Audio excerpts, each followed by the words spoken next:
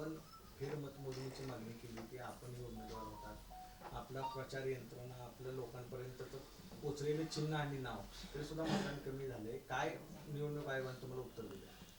या ठिकाणी पंढरपूर मंगळवेढ्याचा जो निकाल लागला तो निकाल अतिशय धक्का देणारा होता. 100% EVMचा या ठिकाणी घोटाळा झालेला आहे.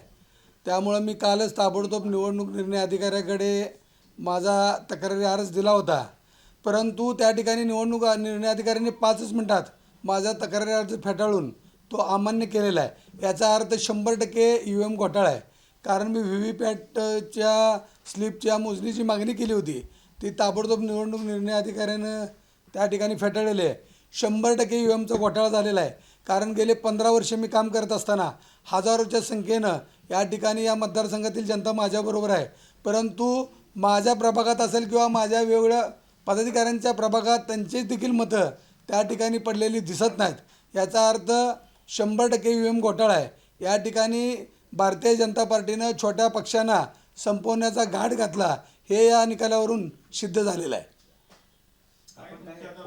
न्यायालयात काय या ठिकाणी मी प्रोसेसप्रमाणे पहिल्यांदा निवडणूक निर्णय अधिकाऱ्याकडे माझा तक्रारी अर्ज दिला होता. त्याने फेटाळल्यानंतर उद्या मी या ठिकाणी उच्च न्यायालयामध्ये ही माझी याचिका दाखल करणार आहे. 252 पंढरपूर विधानसभा मतदारसंघामध्ये EVM मशीनचा 100% घोटाळा झाला आहे. त्यामुळे मी कालच निवडणूक निर्णय अधिकाऱ्याकडे VVPAT स्लिपच्या फेरमतमोजणीची त्या ठिकाणी मागणी केली होती. परंतु निवडणूक निर्णय अधिकाऱ्याने ती मागणी फेटाळली. म्हणून मी त्यांच्या विरोधात उच्च न्यायालयामध्ये परत एकदा VVPATच्या सर्व स्लिपची मोजणी करण्याची या ठिकाणी मागणी करणार आहे.